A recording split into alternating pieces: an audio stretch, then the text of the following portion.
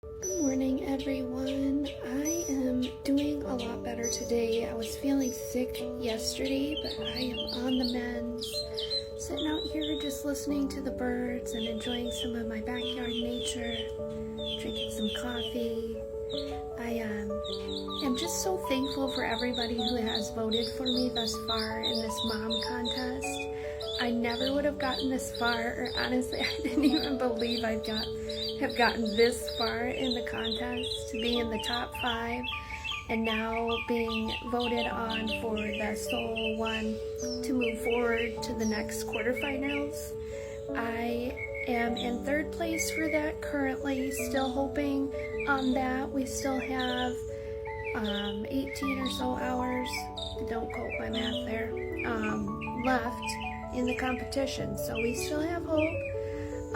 If I don't get it, I'm not gonna just let that keel me over and stop me from writing my story, getting the finances I need to finish my education to help women just like myself and others who might be even in a worse situation. I do feel called to help women who have been abused, trafficked,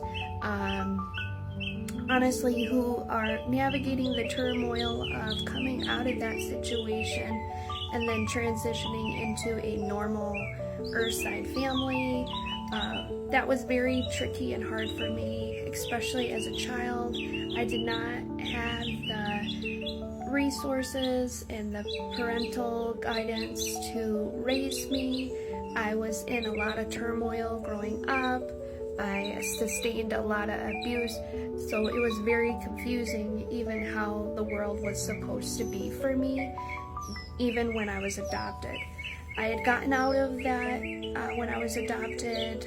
I still struggled internally. I was a very quiet child. I loved sports. I pushed a lot of myself into sports, I think, to numb a lot of the pain that I went through in my childhood. I didn't know how to connect. I didn't know how to read people. I didn't even know how to receive love at that time. I was very confused, very fractured. I had sustained some abuse in my adopted family as well, not from my adoptive mom, dad, or siblings, but it definitely set me back. And then the injuries that I sustained from soccer, having a traumatic brain injury on areas where I was abused, and also just your brain, that's where my mental health was struggling. So getting hit in my head definitely set me back and set me on a downhill spiral for my mental health, my health, and my relationships started to go downhill during that time as well. I then moved out when I was 18 years old, and that's kind of where I found out that my physical health was actually deteriorating more than I thought. I needed to have my gallbladder out. I needed to do a low allergic diet because my immune numbers to allergies were very high. I spent about 2.5 years recovering from Lyme's disease. I was in a wheelchair for a while. I had a PICC line attached to me, feeding me antibiotics for months. I had my husband doing injections for me of high-dose antibiotics to help get rid of the Lyme disease. And it wasn't until I did alternative therapies and cleaned my diet and followed through with what my Lyme doctor recommended that I was able to get that in remission. Once that was in remission, my cognitive ability, my mental health was in the crapper. So I needed to address that, and that is what kind of brought me on my journey of going back to the mental health institutes that I was at in my adoptive family, getting the information.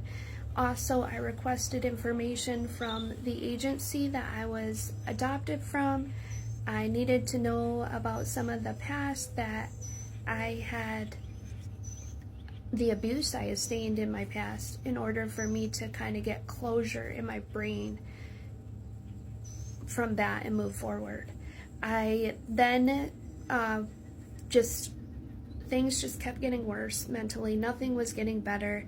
I would get better just to have a setback and then be in this constant PTSD loop again. It was like that song, Here We Go Again. It was just this constant turmoil until finally my husband and I, we had crossroads. We had troubles in our marriage. Not anything that was due to loyalty or mistrust or financial issues. It was literally the turmoil of my mental health. It was hard to live with someone who was constantly crying, constantly in turmoil, constantly triggering. And my husband said, we need to find something to help because we both can't live like this. And I could not live like that.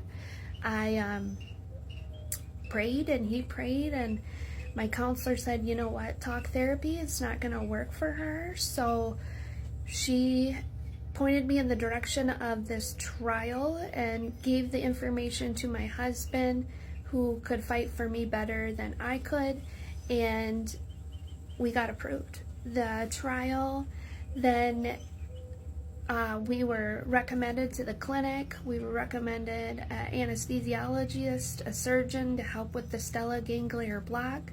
They went ahead and did that surgery. After that, I started to breathe. I started to feel like the pressure of the stress that I was carrying release for once. I felt like that chest pressure that I was carrying, finally the elephant off my chest got off. I felt like I could begin my healing journey, and that is when I started doing the ketamine sessions. And alongside that, I talked with therapists, psychiatrists, empowerment coaches, both sexually, emotionally. I talked with Christian mentors because I am a Jesus follower, and that is near and dear to my heart. I invited Jesus into my heart I would say about a decade ago, and that is something that I wanted to be in my core heart, is like knowing that everything I was doing, I asked God to fill those voids in. I was able to unlock some of the things that were blocked inside me, memories that I needed to address and then get healing for. It took me about a full year of ketamine therapy on and off with breaks in between to get the healing that I needed from a decade of abuse that I sustained in my childhood.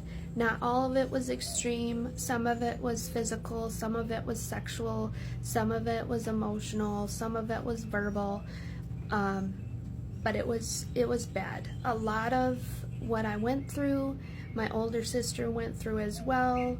I'm not going to share any stories in regards to my step-siblings or my younger siblings because that is their story.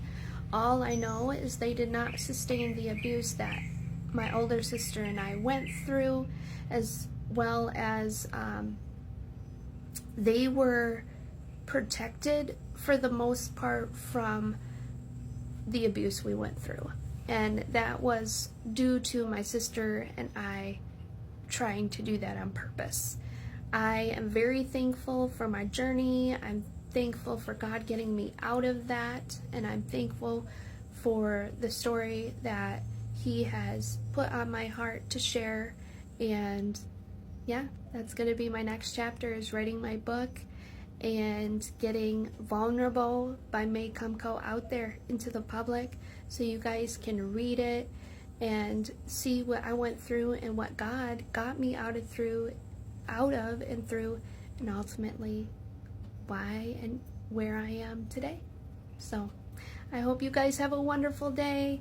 Thank you for listening to me. Peace. Happy Thursday. Vote for May.